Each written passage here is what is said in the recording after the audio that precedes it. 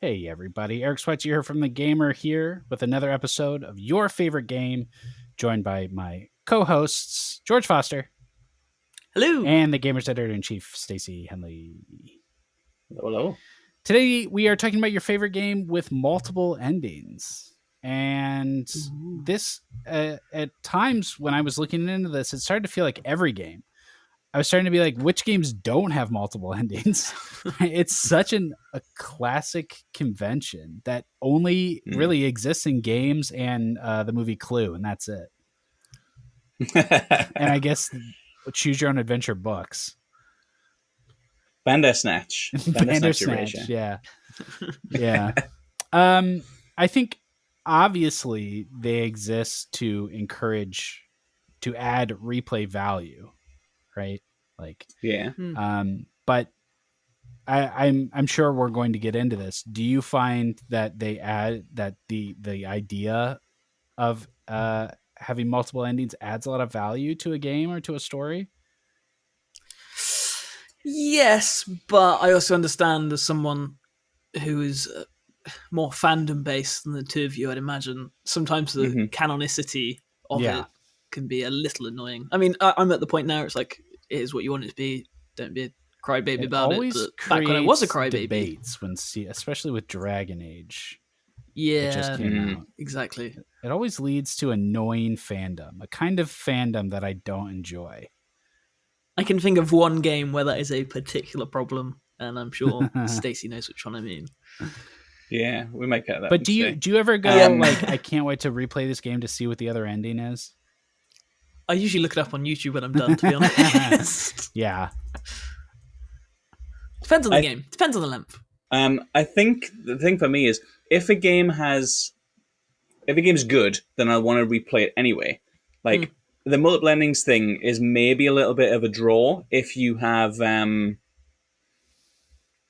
you already like the game and you want to kind of see it through. That maybe is a reason to get back in, a way to convince yourself. But like last week I picked Spyro the Dragon. We did best games or your favorite game with dragons last week. And that's a game I've played 6 more, probably more times, like all the way through. And when I say the game, I mean the original trilogy, just like back to front all the way through. Right. There's no multiple endings there. They all always end the same way. Like it happens. The same thing happens every time. There's no different choices. I play it because I enjoy playing it. And yeah, Spyro's not narrative heavy. It's a little bit more maybe it's relaxing and it's a bit of a routine thing. And it's just fun. Something we can sometimes overlook as like critics. But there's games that I know have multiple endings that I don't care for and therefore haven't played again because why would I make myself play it again? Conversely, there are games that have multiple endings that I really, really adore that I play through, make the same choices every time because George is right. There's a canon way to do things that I like to kind of dip into, but also really uphold that my version of the story is this. You mentioned Clue. It's kind of like, if you got ending A and then you saw ending B, like that's not the movie. Right. It's not even really that your ending was the right one. Yeah. It's that's the one you saw first, and therefore that's locked in as the correct. That's your experience of it. Yeah, exactly. So I don't know that it does encourage multiple playthroughs, to be honest. I think they are a reason to do it, but that alone wouldn't make me ever. It's interesting you brought up Spyro because when I was thinking about this, I think when we pitched this topic, we all had the same thing in mind, which is the good ending and the bad ending, right?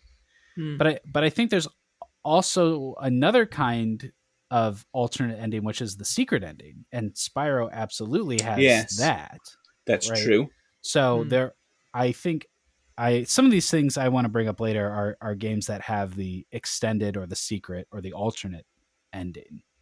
That is another kind, and that has a lot of value for me. That I often find myself, I'll collect all the thingies, or I'll make sure because I feel like I have not finished the game for real unless I've done it. And sometimes there's the good ending, the bad ending, and then the best ending. Yes. And if you do all the collectibles, etc., you get 102%, then you get this different ending. So I think we'll probably end up talking about some of those too. But instead of talking in circles around all the games we're going to talk about, Stacey, what is your favorite game with multiple endings? I was torn between 3 that I think all represent different versions of the idea of multiple endings. And I went for the one that I think most speaks to the spirit of the question, a game with multiple endings. So I have gone for Life is Strange, the first Life is Strange, because it has two very distinct endings that you make a specific binary choice of. There's Bay, spelled B-A-Y, or there's Bay, spelled B-A-E, because this game came out in 2015, and that's how people used to speak. And it really defines the idea, I think, of a multiple endings, because the game ends one way or it ends another way, and none of the choices you've made up until that point matter. People would say, like, there's no, like, you need to have done XYZ to be able to do this thing, you need to, but they all matter because it's a narrative game. There's not a skill challenge. No one is better at Life is Strange than somebody else. Do you know what I mean? This is not a game that Elon Musk can grind for hours and become 19th best in the world at. It's just a story game. So I like that it offers you this choice of this or that, and it's how much you care for the characters that define your choice. Like, I personally always choose Bay. B-A-E or B-A-Y? I always choose B-A-E. I always save Chloe. I think this is a tragic teenage love story, and I think these two characters are kind of drawn together with a doomed romance, and I think the ending that the game deserves is the sad ending. You know, the other ending, Bay is in B. For people who don't know, basically, that Max has these strange powers. She can reverse time only a little bit. That causes a strange rupture in the space-time continuum, because that's always what gets ruptured in these things. And a big tornado is coming to town. The game opens with a tornado happening near Max. It throws a newspaper at her that's from like months in the future, and she's like, what? How is this going? And then that day arrives, a tornado comes to town. She can either, for reasons that are never really explained too clearly by the game, save Chloe, and the tornado hits the town, hits Arcadia Bay, it's destroyed, and people die as a result of that. Lots of people die. Town is wiped out by a tornado. Or she can sacrifice Chloe to the gods of time or whatever. There's not actually any gods in the game, but, like, you know, to that the ether. Chloe dies because she was supposed to die originally. Time kind of mixed up, and Chloe survives 3 different gunshot wounds. She has 3 bullets on her neck. It's symbolism. It was very impressive in 2015 when I played that for the first time. It's like, Anyway, if that happens, Chloe dies. You go to her funeral. Like, there's no takesies backsies. The game ends with Chloe's funeral if you pick that one. So they're 2 very divisive choices. Most people, I think, go for saving Chloe. And yeah, I like that it's multiple endings. I picked it for multiple endings because I like that there's a distinct choice between 2 things. It's a real decision made in the moment. It's not a video game thing. It's not a kind of, you need to collect all the stars to get this ending. Yeah. It's a choice you make. Do you, as Max, or as the observer to the character, as the narrator of the story, have Max sacrifice her first and strongest love to save the town in which, you know, she's very familiar with all of the kind of people? I don't think it actually is Max's hometown because she's away at boarding school, but it's like that whole saving the world in a microcosm. Or do you allow the world to burn because you don't want to be alive if it's not with the person you're meant to be with? And I think, you know, the age Max is at, the kind of person that she is, the kind of romance that her and Chloe have, I think narratively, that's the ending that happens. Yeah. I think you choose to save the love of your life. I don't like the double. I'm not going to get into double exposure. Double exposure retcons it. I don't like it at all. I actually, playing double exposure, actually chose to have killed Chloe. I'll let Chloe die because I didn't like that. I didn't want to play as a Max who had then broken up with Chloe and then like write mean things about her in a diary, because that is silly to me. So I was like, no, Chloe dies, and this is Max moving on. It was easier for me to have that as my canon because I feel very attached to the endings, and I would rather change the story than have it not really matter. Right. So that's why I picked. It's a really great choice. I think these types of things can be can feel very not manipulative, but like they often don't have an impact because you know exactly what they're trying to do. But I think they work really well when the choice itself is interesting, not as opposed to what are the consequences of this choice going to, what will the game present to me differently.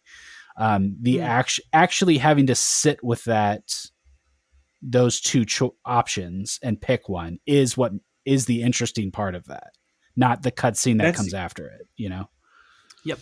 Agreed. Because when we did for a game with zombies, I did The Walking Dead, and I love The Walking Dead, but their choices are very like that. They're very, you think of the consequences. It's do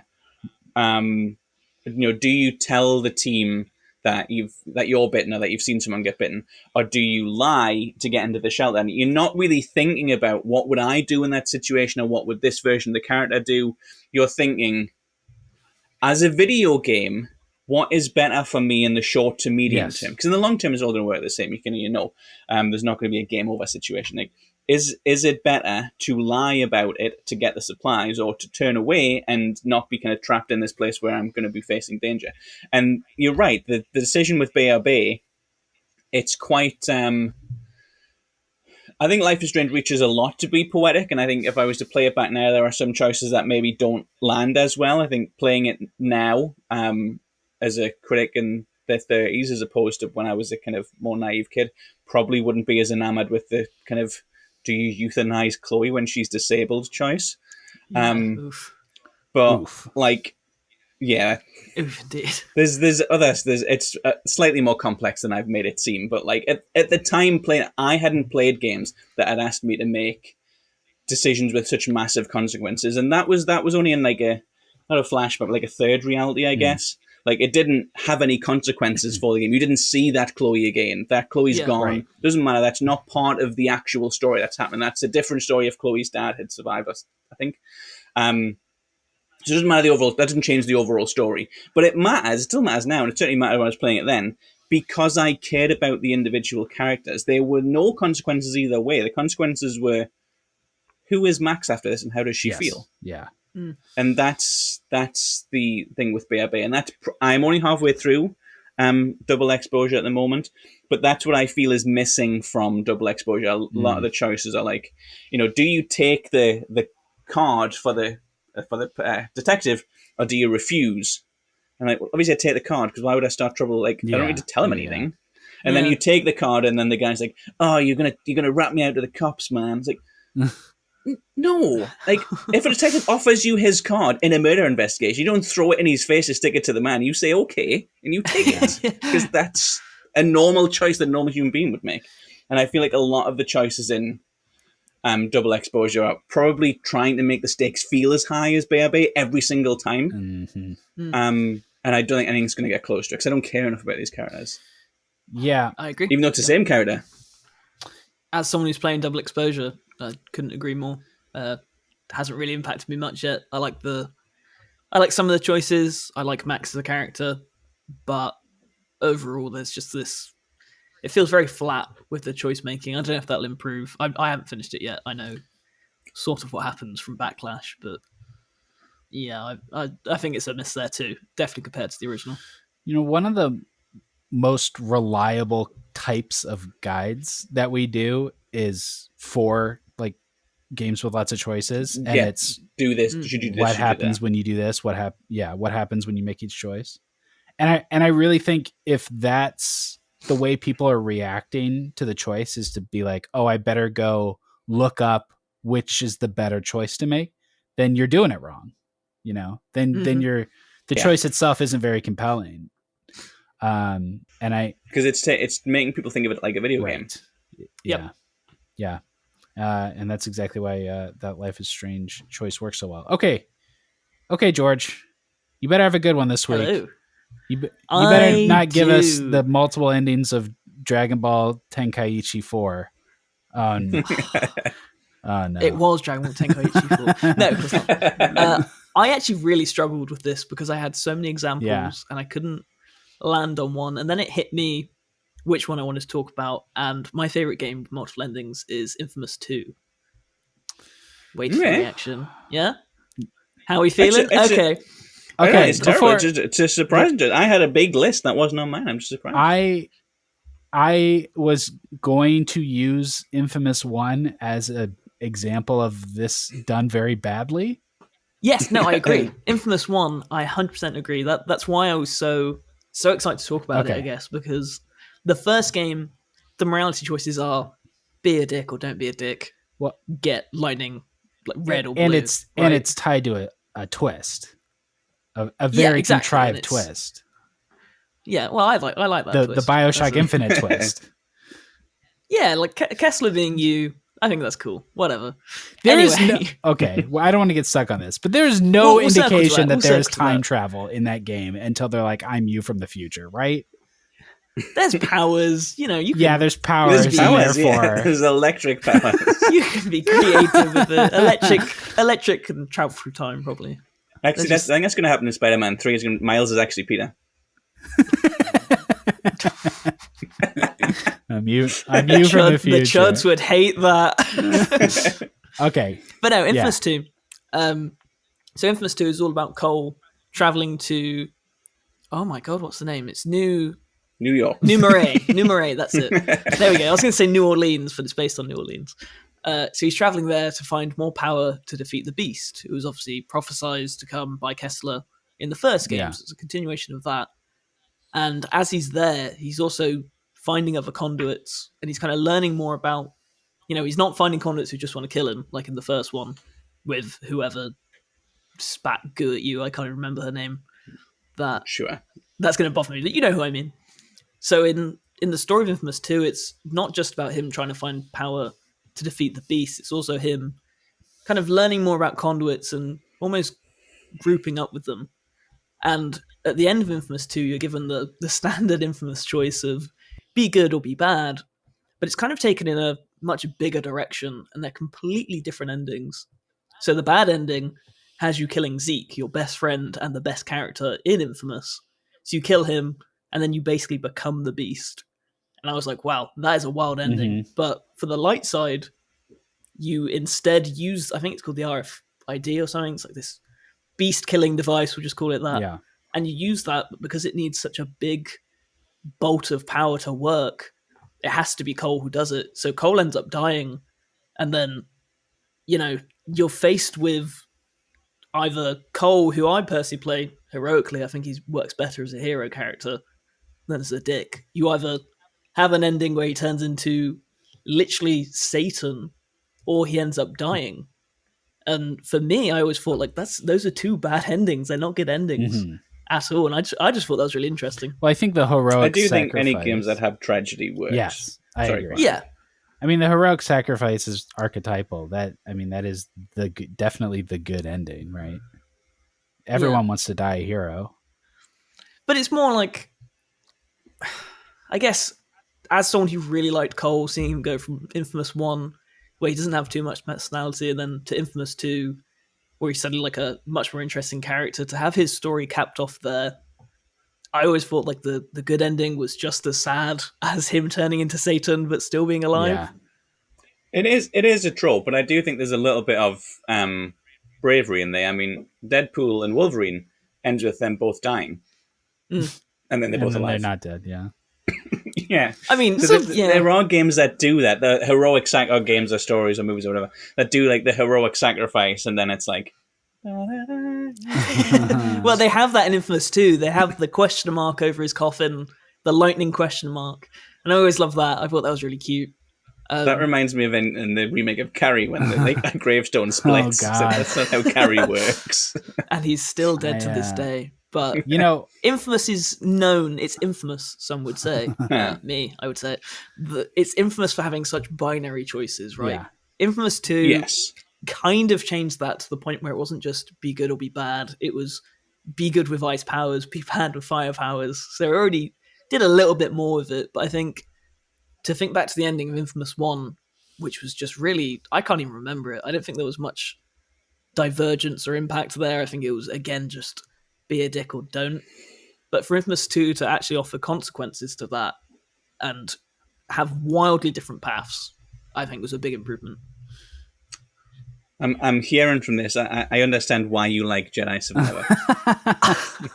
it's just Star Wars Infamous. It's so funny how you can make anything sound like an insult. You know, this must be obvious to everyone, but I kind of wish I had said up front that this is a very spoilery episode. We're literally only talking about the biggest spoilers possible. If you haven't played Infamous, we even threw Deadpool spoilers in there. Yeah. Also, Bruce Willis is a ghost, so keep that in mind. Yeah. All right, George. Good pick. I love Infamous. Well done. Eric, I think it is time for you. You also have a mammoth list. Okay. So what is your favorite game with multiple endings? I have an especially big list this week, but my choice was obvious. On this show, we tend to talk about the same games a lot. Kind of a few games sort of come up in, it seems like, every episode. I know what you're going to pick. Well, this is not one of those games. But as soon as I tell you what it is, you'll both think it's weird that we have not talked about this game before. Are you ready? My favorite game with multiple endings is Prey. Oh, yeah. That I am surprised you haven't brought Prey up before. Because I love Prey. George, what did you think I was going to say? I thought you were going to say The Forgotten City. Another Eric favorite. I didn't have that on my list. That's a great game one. with multiple endings. Maybe I should have picked that. It has come up on the show once before. But Prey has not. And Prey, I think, is my favorite game of all time. So let's talk about the multiple endings. So Prey is about a scientist named Morgan Yu on a space station, trapped on a space station that has been invaded by symbiote-like aliens that can transform and do a lot of. They got a lot of different superpowers. They're very dangerous, and you play as Morgan, but Morgan has lost their memories. So as you are exploring the space station, looking for a way out, you are also learning about who Morgan was. Morgan was a very important person on the space station. And first of all, that is such an amazing setup for a kind of choice-based RPG, because it eliminates this dissonance that a lot of games have where you're playing as a character and that character has an identity and a voice, and yet you are making choices on their behalf, and you are torn between what choice would I make versus what choice would this character make. In Prey, the conflict is between what choice do I want to make as this person who used to be Morgan versus what choice would Morgan have made. So you are still, as you learn about who Morgan was, you are still compelled to take who they were into account, but you, the player, are this rebooted version of Morgan, right? Like there's this synergy there. There's more emphasis on you to shape their personality correctly. Yeah.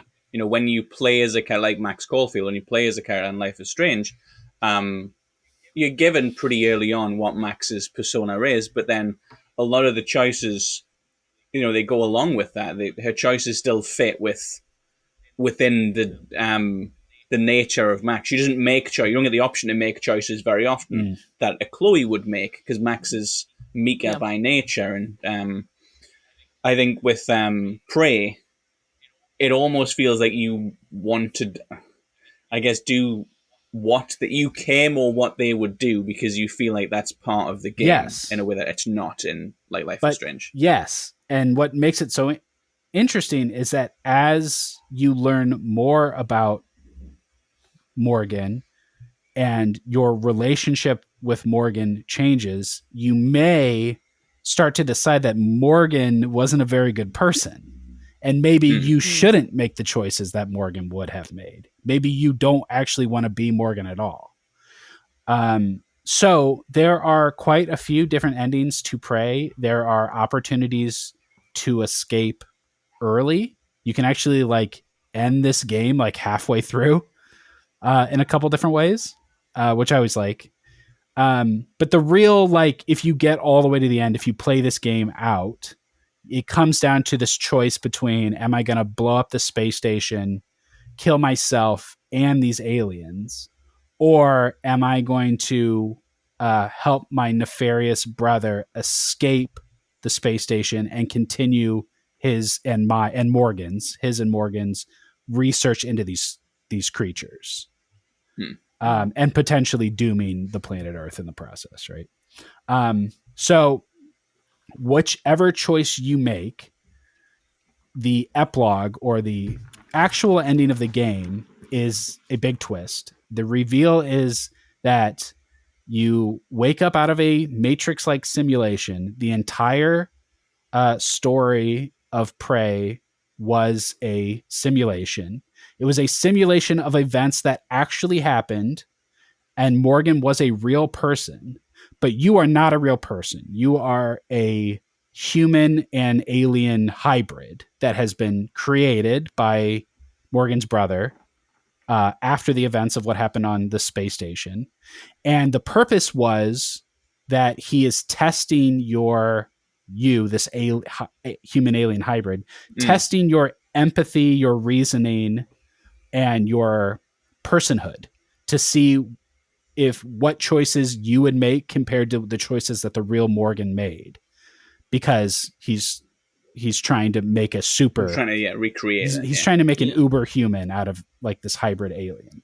And so a lot of people hate that because it was all a dream. It runs along the same lines as it was all a dream, and they feel like so none of it mattered, but it matters so much more, because the end is a report of every choice you made. Like, it matters because the whole point of it is the choices that you made, right? It matters more because that's all it was, because none of those things happened, and it was all built around discovering who you are going to choose to be. It matters more than in a game, because in Life is Strange, a tornado didn't hit a city, right? Yeah, that's exactly it. Yeah, I want to shake people sometimes who say like, "Well, what was the point of it? It was a video game." Yeah, like you could have been out grinding if you wanted to. Do you know what I mean? Yeah, like numbies. you chose to engage with like a story, right? This it's not like a contrived, I don't know how to end this, so it was all a dream. It's very specifically part of the. I mean, you said the Matrix. That's the entire point of the Matrix, is that it's not real, right? Yep. Like the Matrix is I know people don't always like the battery stuff, and I understand. And the original pitch of the Matrix was better, but the Matrix is not a movie. If it's just Keanu Reeves can do kung fu now, yeah. The fact that it's not real, the fact that the stake isn't real, is the point, right? Right? Like, It feels like there's a lot of people who would take the blue pill when they say things like that. Yeah, exactly. Yeah, I was just going to say, you get a lot of that. You get a lot of the Matrix being used as like a metaphor for not accepting being told what to do, but it's not really like that at all. Like it's not at all. Same with the Prey. metaphor. It's the Matrix is even supposed to be. It is by far my favorite game with choices, because at the end it holds the mirror up to you and it reveals not just that you like had this experience, lived this life, and made these choices, but that you were observed. You know, like someone saw you do this and they made notes about who you were as a person. Yeah, because of this. Yeah, it works so well with Sims as well. Like the type of game that they are. Yeah, like, because everything's a choice. Really good. Right? Because everything's a choice. Yeah. Yep. Oh god, I'm getting chills right now. Seriously, I love. And there's a glue gun as well, which is all anyone else ever talks about in Prey. There's a glue gun. I like the glue gun. Of course I do. Prey is so good. Sorry I spoiled it, I guess, if you haven't played it, but you still should. Like that doesn't ruin it at all. Genius game. Okay. Oh my gosh, my list is long. I have some really cool ones to talk about. Jump in with your own too, so I'm not just rambling. But first of all, I have to mention Super Metroid, because if you are into speed running, this is the most important choice in the world, right? Save the animals or don't.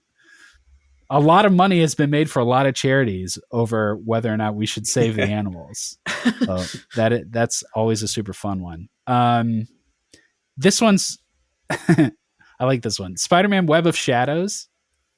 Did you? God. Not a great game. Not a great game. No. Actually, I don't think I finished it. So I don't know. Web of Shadows, I really Feel like. free to spoil it. Okay, this is awesome. I like Web of Shadows. So Web of Shadows is a symbiote story, and it has a morality meter whether you spend more time in the red suit or spend more time in the black suit, right? You're like getting corrupted throughout the story. So at the end of this game, so there's like, I think there's 4 endings. It's like, are you a good guy with MJ? Are you a good guy with Black Cat? And then are you a bad guy with MJ and a bad guy with Black Cat? Obviously, MJ's not with you if you're a bad guy. But the end of this game, if you are evil Spider-Man at the end, you become the king of the symbiotes. Okay. And then Spider-Man's villains team up with symbiote Wolverine to send him to take you down. That's how the game ends. Like as if there would be a sequel where it's symbiote Wolverine versus evil king of the symbiote Spider-Man. How dope is that? That's so cool. I never got to that point. I love that. The morality in that. I know I just championed Infamous, but the morality in that is awful. Oh yeah, I like the game, but yeah, it's the most basic stuff. But that is a cool moment, and whether you rip Wolverine in half, that is kind of cool. It's very cool to have a Spider-Man game where you can end as the bad guy. There's no other game. I don't think there's another Spider-Man game like that. Did either of you ever play Reservoir Dogs? No. Okay. I don't know the movie ever. Yeah, this is fun. Okay, so what is the mystery at the end of Reservoir Dogs? I couldn't tell you. Stacey? It's who rats them out to the police, right? Well, it's deal goes wrong. It's what happened to Mr. Pink. We because he walks away. Yeah, we have no idea. Well, he just disappears from the story at a certain point. Reservoir Dogs gives 4 different versions. The 4 endings of the game are 4 different things that could have happened to Mr. Pink, which is pretty cool. And it's based on, so rather than a morality system, it has what is it? It's like professional versus psycho. Like how crazy you go. And so like one ending is that he gets killed by the cops. One ending is he gets arrested. One ending is he gets away with the diamonds or whatever. I like that one. Let's talk about Far Cry 3. I was gonna say, I was literally teeing up. Okay. And Far Cry 4. Let's talk about 3. And Far Cry 5. Let's talk about 3 and 4. How about that? Yeah, let's not talk about 5. Okay. I like 5. Okay, the bad ending of 3 is so outrageous. I love the bad ending of 3. I think the bad ending is a good ending. It's the best ending for the story, is what I mean by that. Elaborate. Because there's the bad ending is he gets with the island girl and she stabs him to the chest, right? So spoilers. He gets with Citra. She convinces him to kill his girlfriend, his brother, and all of his friends. Slit their throats. Yeah. Then they have sex. Yes. And then she's like, and then she kills him during and it, while they're right? having sex, she's like, now that I am impregnated with a true warrior, you can have a warrior's death, and kills him. It's a buck wild turn. But why I think that's the good ending, the best ending for the game. Can you imagine if Blair Witch Project ended and they went into the cabin and there was just some nice beds and had some soup? the fact that he is sent so in. The whole point of the game is the definition of insanity. It's a big theme recurring all the way through, going insane. He is driven insane by the island to the point where he wants to stay on the island. He kills the only people that he cares for, but actually we don't. We barely met these people. Crap. We spend a lot of time away from them. They get killed. He kind of has his happy ending. We know it's not. I compared it to Blair Witch. I think maybe more appropriately would be the end of Midsummer, which everyone thinks is a happy ending, even though it's very clearly not a happy ending at the end of Midsummer. And then he is stabbed through the chest. That, to me, is a better ending than... Oh, did he get on a jet ski and he gets away? No, yeah, they just leave. I mean, Citra gets stabbed. Like, it's a big, crazy fight at the end. Sure, yeah, there's a boss battle and whatever, but like... It's still bloody and dramatic. I guess so. I think the whole narrative of 3 of being trapped in the island, you know, like you can never leave the island, and obviously they call him Snow White, which I know at the time, I'm like, oh, racism. But like the idea of him being like this fairy story has the kind of the soup or the mushrooms or whatever the hell it is that like the takes trippy bits. The drugs. Yeah. Like there's this whole thing of him losing his grip on reality, and I think going through the warrior's death with Citra is a stronger narrative ending for the game. I think if it wasn't a multiple choice ending, that's the ending you go for. Yeah. I don't know that it shouldn't have been a multiple choice, but I think if they were to decide which ending should we have, I think that's a stronger ending for the game. And I think if it ended with the happy ending and then announced later on, oh yeah, we're going to have this ending where like you kill everyone, you get killed while having sex with the hot island girl, I think everyone would have said, why isn't that in the game? Yeah. No, I'm with you. I also want to shout out. I want to shout out Far Cry 4 because of the ending you can get if you just stay in the first ending. Yeah, that's great. I love silly ones like that. Also on my list, not to set you up. Oh god! But Dead Rising doesn't Dead Rising have an ending like that? Yeah, Dead Rising has so many endings. It is on my list. I almost didn't say it because I was like every other week now. But yeah, Dead Risings are great. Most of them are just various different ways you die. There's maybe like 2 decent endings, but they're all pretty tragic until you get to overtime mode and get the true ending. But Dead Rising is great for that. The Far Cry 4 one is so audacious though, because like if you haven't played it, this is the one ending that's not a spoiler because it happens like 10 minutes in. If you haven't played it, still listen. Well, is it still kind of a spoiler because he said he kind of I'll explain. It kind of is. I'll explain why. Because basically you're sitting down with the villain of the game and he's like Pagan Min, and he's like, I gotta run out, there's an emergency, wait for me here. And then he leaves, and then you're supposed to get up and start the game, and like you leave too. If you just sit there for 10 minutes and wait for him to come back, the conversation will continue, you'll leave together, he'll just explain everything in the game, his whole deal. like he'll spoil the whole story, and then he'll be like, oh, and I know why you're here. And let me help you. You'll get to do the character's like cathartic thing where he's like spreading his mom's ashes or something. Yeah. Which is what you do if you play the whole game, right? And then it's over, and then it rolls credits. Like it if you do the joke ending, it sort of does.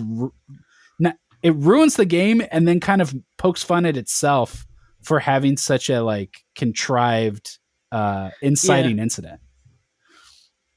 I think Far Cry 5 does it as well, right? If you don't arrest Joseph, is that an ending? It is Joseph, yeah. Yeah, I don't know if that's the start or the end, but they do another jokey. I can't remember that bit. I don't know 5 as well. I know I said that. I don't really like 5 or 6. I didn't finish either of them. No, 6 crap.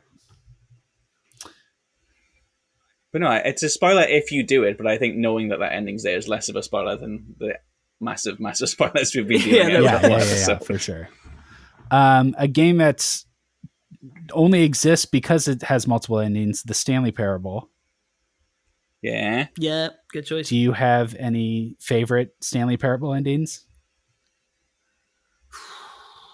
It's been a long time since I don't think I played it. I'll mention a couple. Probably you go ahead. The Stanley Parable it requires a lot of experimentation, which can mean a lot of repetition. So I think some people don't get that deep into it because they're like, all right, I've seen this scene a few times. But if you do get deep into it, it goes to some pretty wild places.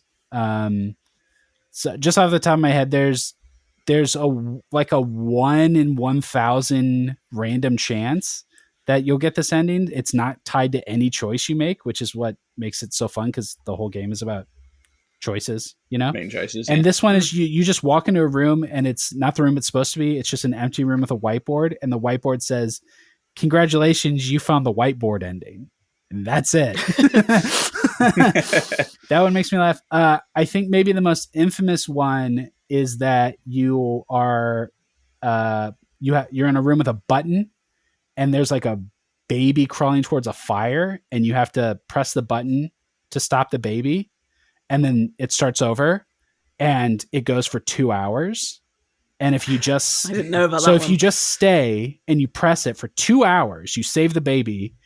The narrator will come back and be and like congratulate you and be like, I can't believe you did that for 2 hours. That's crazy. This dog's about to get eaten by a shark, and then you do that. Then you press the button for 2 more hours to stop a dog from getting eaten by a shark. And if you do that for 4 hours, then the personification of art appears to you and says a bunch of stuff in gibberish and then disappears, and then the credits roll. No, I'd heard of a few of them, but to my mind, I have not heard of those ones at all. That is great. No, yeah. Stanley Parable is amazing. I think that reminds me. I don't think it's similar to the Stanley Parable in some ways, but in other ways, I think it's very similar to the Stanley Parable. Slay the Princess. Yes. A game all about endings. Yes. It's kind of a roguelike for endings. That game ruined my life. I still have That not played game. it. That game. You need to play it. Oh yeah, I'll They put just my fingers released in my a new ears. Uh, Actually, my ears. I don't even think these should be spoilers, actually. Like, the whole point is every choice you make changes how the princess acts. You learn things every time.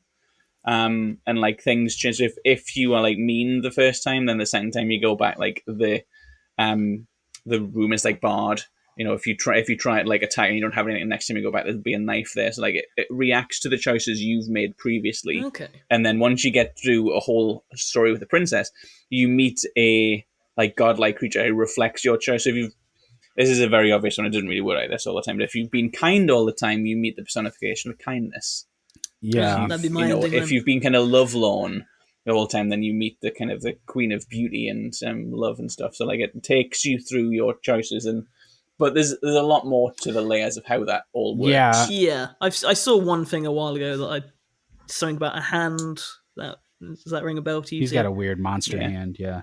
Yeah, he's that's got what I saw. talons and So I claws. knew there was more to it than There's the title. There's kind of a final ending that sort of explains why this is happening, why you're stuck in this loop, and why you're making these choices.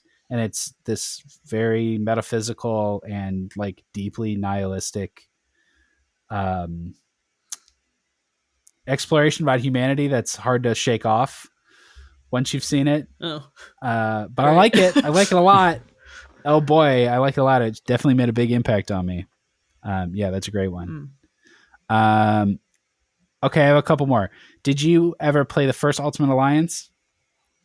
yes, No. long ago. Okay, I've never forgotten this one. So at the end of that game, the Watcher, is that the big baby man? Yeah, big Yeah, baby. head. Basically, he explains the consequences of all the choices you've made through the game to you.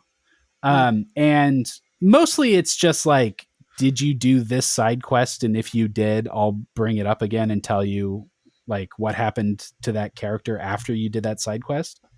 But one of the things, there's a point in the game, this is not a side quest, in the main story, you have to choose to save Nightcrawler or Jean Grey, and the other one dies. God, I don't remember that. And at the end, when the Watcher's explaining the consequences of your choices, he explains, if you save Nightcrawler, then Mystique, in an act of revenge against the X-Men for letting her son get killed, kills Charles Xavier. But Jeez. if you save Nightcrawler and Jean Grey dies, then the Dark Phoenix comes back from hell and goes to war with the X-Men for not saving Jean Grey. There is no Screw both the of these X-Men, are basically. yeah, yes. Yeah.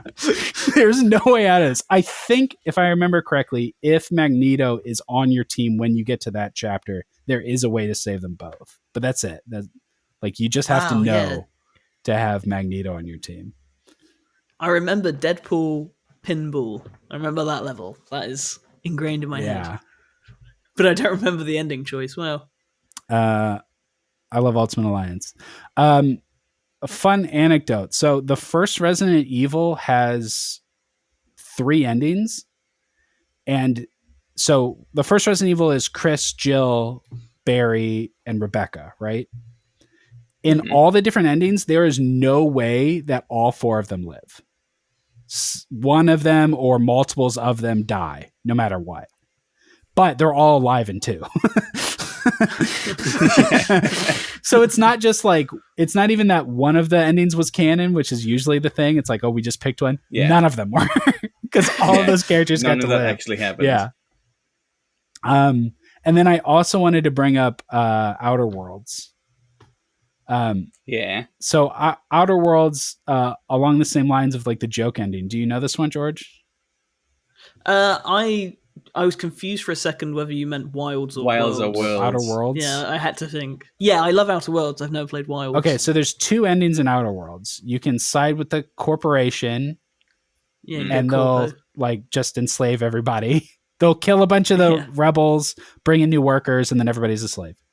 Or you can side with the settlers, right, and make a new utopia. There's a third ending, which you can only get if you play a character with exceptionally low intelligence. Yeah, and I didn't know this. You can fiddle around on your ship, like there's like an AI that flies the ship, and you can there's a dialogue tree you can go down to let the AI let you take control of the ship, and you fly the ship into the sun and kill everyone. That's the end of the game. That's Obsidian at its best. That's exactly what they do well. Yeah. I do remember that. Woo. Okay. I think that's all my side chicks. I don't want to take too much time, but I said at the start, obviously, I think there's 3 different types. There's the Life is Strange one where you make a choice at the end. I also don't really want to go into it too much. I think it's worth mentioning. Games like Tekken, or really all fighting games, whoever you pick, you get a different ending because the fight. I think that's a cool way of like giving them a personality. Tekken's got like 37 endings. It's got 37 characters. Whoever wins. But also games like The Dark Pictures, they have different endings. They're not really based on your choices. Like you don't make a choice at the end. I want to do this or that. The ending is chosen for you as you continue through the game, which I think is quite a unique way of doing it. Like there's one at a certain point in House of Ashes, which is like my favorite ending, 'cause it's the one in Iraq, and it's like the Iraqi soldier, and you get out, and then the U.S. military are just like, this guy's an Iraqi, and they kind of they don't know that you like fought like vampires demons in the pit of hell with you, So I really like the ending where it's I really like the fact that once you've got to a certain point, like there's no going back. You can't get to the end and then have the happy ending. Like, if you have this guy stay with you to like protect you, then he's going to end up being a prisoner of war because like you've made him stay. Like you've made the choice to be the good guy or whatever, to like have them all stay together, and then boom, the real world hits. That one kind of defeats my argument earlier about how like if it comes down to I wonder what would have happened if I made a different choice, you're doing it wrong. I think that's a counter example where you finish that game and the fun is wondering like, oh wow, well if she would have lived, I wonder what would have been different, and like it feels like a completely different story based on how things shake out. Yeah, I think there's major like ramifications for stuff. I also think the last one that I want to mention just before we go, because I can't believe we haven't mentioned it. I kind of avoided picking it for mine. We got to talk about Mass Effect for multiple endings. Yeah, you can't not. Except for Mass Effect 3, we don't want to talk about it. No, I like Mass Effect 3 has obviously the 3 endings. I have always kind of felt like since they're basically Renegade, Paragon, and Neutral, even though this goes against my Life is Strange argument, I've always felt like they should have been kind of locked. Like you can't have the blue ending if you played as a Renegade, etc. Because I think you've shaped Shepard's personality over the course of the games that they are locked into a certain point. But what I do love about Mass Effect 3, and I wrote about this on the site a long, long time ago, I think when Legendary Edition came out, all of Mass Effect 3 is an ending. Every single thing you do in Mass Effect 3 in some way is an ending. You have Tali's ending, right? Yeah. Then you have Morden's ending. Thane has an ending, not a very good one, but Thane has an ending.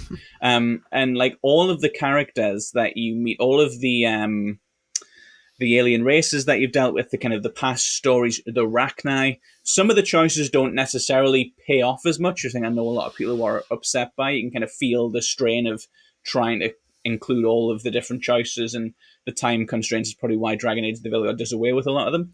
But like every single thing that's happening in Mass Effect 3 is coming to the end. Like the game starts with the Earth being basically destroyed, and it's like, how do we stop the destruction from being as terrible as us all being made extinct?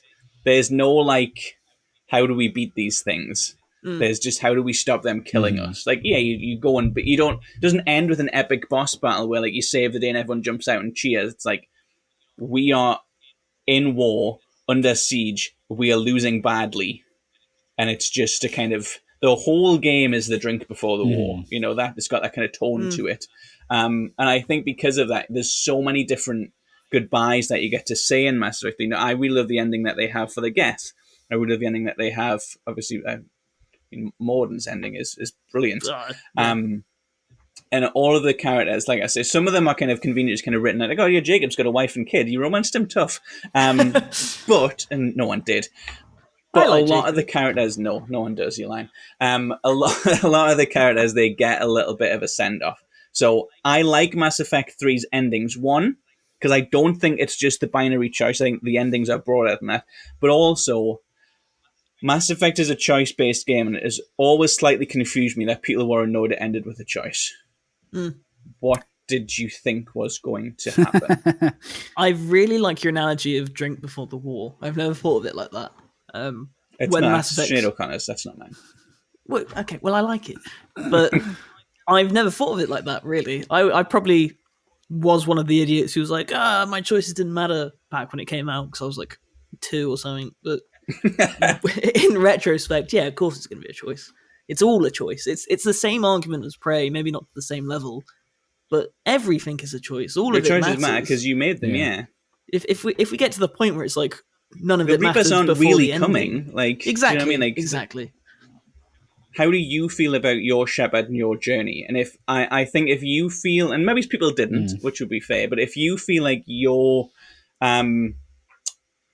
character has changed and has been reflected by, and you've made an impact on this very fictional world because of, you know, the choices that you've made in that, and hundreds of hours really from across the whole trilogy. If you feel like your choices have changed you and the world and the character, then that's what matters. Yeah. These are huge 100%. world-destroying aliens. They exist for the one purpose of killing everything so that creation can begin again. They kill everything that is smarter than a house cat. Your choices on which character you kiss in the spaceship does not change the fact that they are coming to kill you. Right. The 3 choices you get are still the 3 choices because you don't matter in the face of the Reapers. The very fact that you were then able to make a choice is because of what you've done to get here.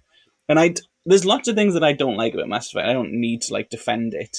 I think 2 is the pinnacle of the trilogy, possibly of the genre.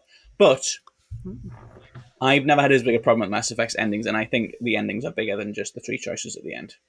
Yeah, I think that's a really good way of putting it. I think the problem comes down to, and we get this a lot, like I mentioned at the start, canonicity. People struggle with the idea that, like we've seen it in Dragon Age the Veilguard, we've seen it in Life is Strange very recently. People struggle with the idea that their choice isn't being considered the official choice. It kind of negates making that choice. And I understand that, but I don't think it matters, especially not in that moment. The next Mass Effect is going to be Control, right? It's going to be Destroy. Like, if you chose Control or Synergy as your ending, tough. Yeah. Can't because really tell a story much like Life is Strange ends with this tragic romance killing destroying the town so that love can survive, because that's what the actual story is about. Mm-hmm. Mass Effect ends with the big evil aliens who kill everything being destroyed, because that's what it's about. Mm-hmm.